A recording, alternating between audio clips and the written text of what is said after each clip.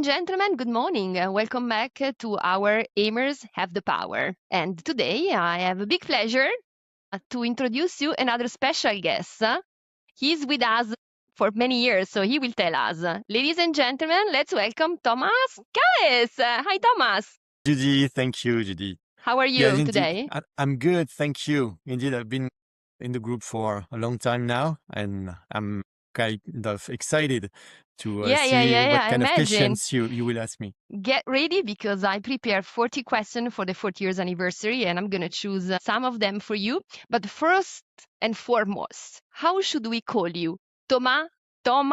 Which one is the one you like the most? I don't have any preference, actually, whether it's in your own language or the French way, which is Thomas. It's fine for me. All right. Okay, good. So I'm going to mix a little bit today, right? Yeah. Thomas. Let's see how it comes. Tommaso. Tommaso, yes, exactly. So my first question to you, let me go for it. So yeah, this one, I'm going to choose this one. So tell us an anecdote, something special related to a corridor conversation that became a strategy.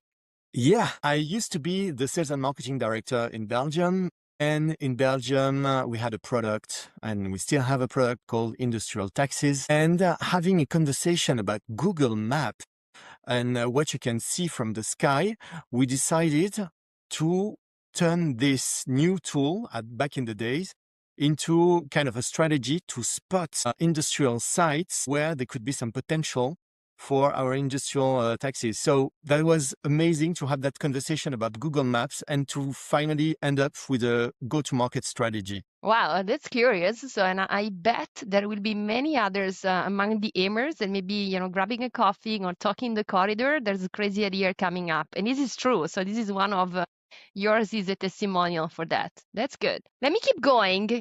This is, I know, is a beloved question for all my guests. So I'm going to choose the same for you as well. So what did Ayming teach you that no business schools, no books, no other company could have ever, told you or teach you? That's a very good question. I think because we are super results oriented, we need to look for efficiency on the one hand. And this is something that, of course, you are told about, but here you feel it, you live it. So really being result driven is something super important. Also, resilience in a ever changing environment because of our product.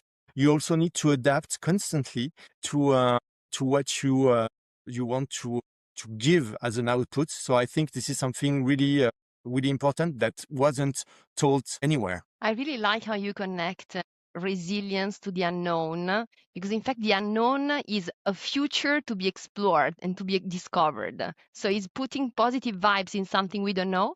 And this is maybe not even resilience. I like to call it resilience. So creativity and resilience together.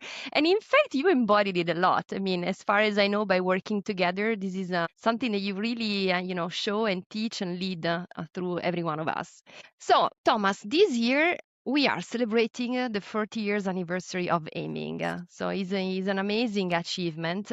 And so maybe if you have one word for each decade, one word or what is going to come next, just feel free to answer. Okay. So for the first decade from 1986, I thought about the word pioneer because that was a very visionary view to import a business model in France, not only in France, but in Europe, and to be the first to go on this market of sales, well, of business performance, let's say.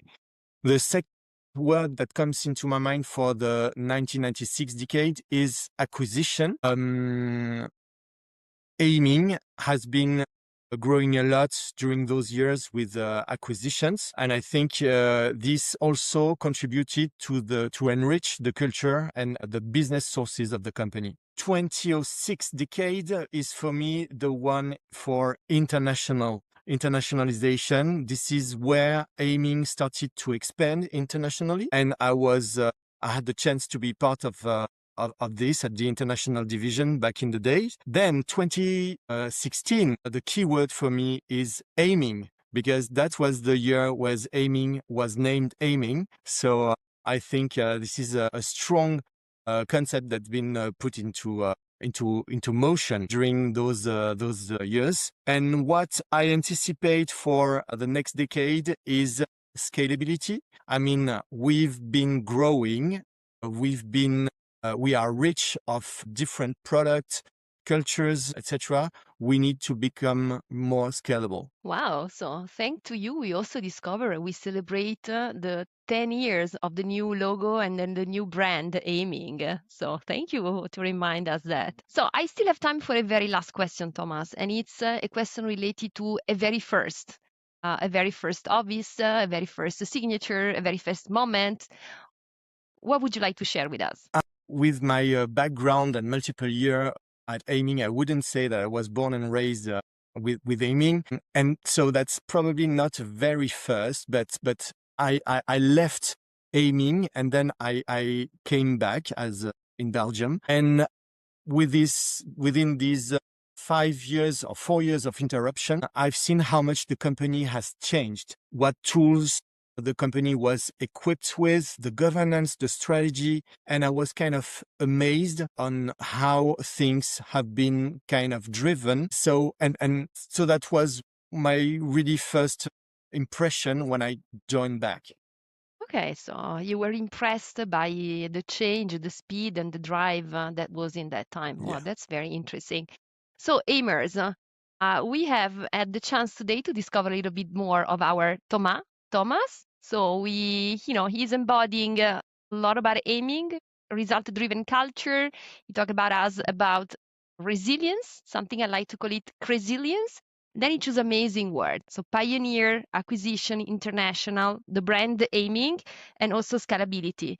But also change, as a matter of fact, is something that really push us to go further together. So thank you very much, Thomas. You've been with us today, and I wish you an amazing day. Thank you. Bye-bye.